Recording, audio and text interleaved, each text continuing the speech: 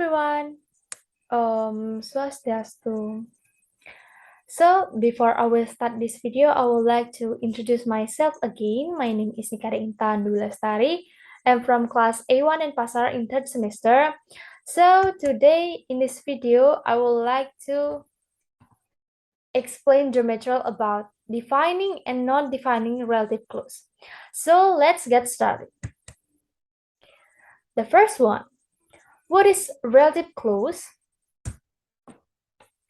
A relative clause is one kind of dependent clause. It has a subject and verb, but can stand alone as a sentence. It is sometimes called an adjective clause because it functions like an adjective. It gives more information about a noun. A relative clause always begins with the relative pronoun, which substitutes for a noun phrase, or pronoun when sentences are combined. For example, the man who is wearing a suit. The man here is a noun. Who is wearing a suit here is a relative clause. Another example, the cat which has a black tail. The cat here is a noun. Which has a black tail here is a relative clause. So, a relative clause always begins with a relative pronoun. Here are the part of relative pronoun. The first one is who. Who is stand for people, uses for substitutes for subject, nouns, or pronoun, or he, she, we, they. And the second one is whom.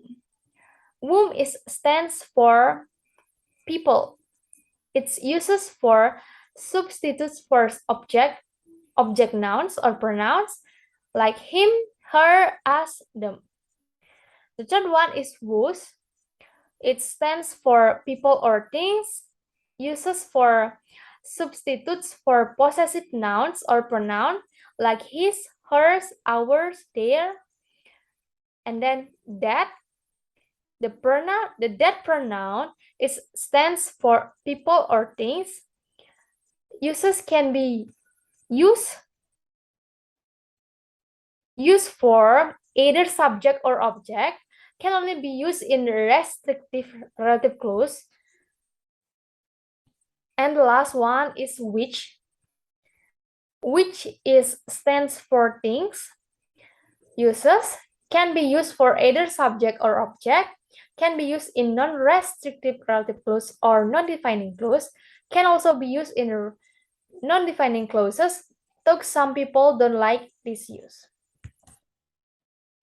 And then there are two functions of relative pronoun. The first one is relative pronoun as subject. For the example here, I like the person who was nice to me. I hate the dog that bit me. And the second one is relative pronoun as object. For the example here, I like the bag that my father gave me. I like the paintings that hanging in the north lobby. Okay, next. There are two types of relative clause, which is the main material in this video. The first one is defining clause. Restrictive relative clauses or defining relative clause is give essential information about someone or something information that we need in order to understand what or who is being referred to. A defining relative clause usually comes immediately after the noun it describes. For example, my sister who works in the city center is married. This sentence suggests that I have more than one sister. Maybe I have two sisters, one who lives in the city center and another who lives in the suburbs. The defining relative clause who works in the city center identifies which one of my sisters I'm speaking about. Without using a defining relative clause, the listener would know which sister I'm speaking about. Another example, the man who is wearing a suit is an accountant. In this example, the defining relative clause identifies each man. If we did not use a relative clause in the sentence, the information would be useless. If you just said, the man is an accountant, the listener would ask, which man? You could now reply, the man who is wearing a suit. Another example, number 3. The dentist who treated me is my uncle. In this example, the defining relative clauses tell us which dentist we are talking about. It is essential information.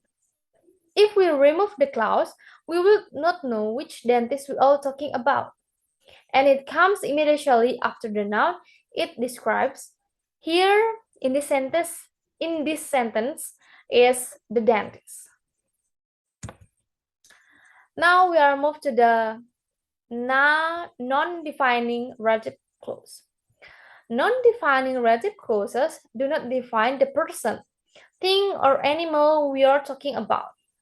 Non-defining relative clauses give extra information about a noun. This information may be interesting or useful, but unlike defining relative clauses, it is not necessary for the meaning of the sentence to be clear. For the example here, her husband, who comes from Rome, is in hospital. In this sentence, the relative clause who comes from Rome does not help us to define the noun. It gives extra information about the noun. The woman only has one husband, so we don't have to answer the question, which husband? We call these non-defining relative clauses because it doesn't define the noun. Another example, number 2. My uncle is a dentist who plays at the same cricket club as you. So we already know which dentist. It's my uncle who plays at the same cricket club as you. Does not tell us which dentist we are talking about. It just adds extra information. And the last is example number 3. Her husband, who comes from Rome, is in hospital. In this sentence, the relative clause, who comes from Rome, does not help us to define the noun. It gives extra information about the noun. So, that's all the material about defining and non-defining relative clauses. So, for practice and increase your understanding of defining and non-defining relative clause, I have an exercise here.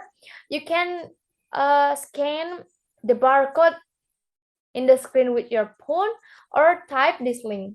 I also put the exercise link in the description box. So, thank you so much for watching this video.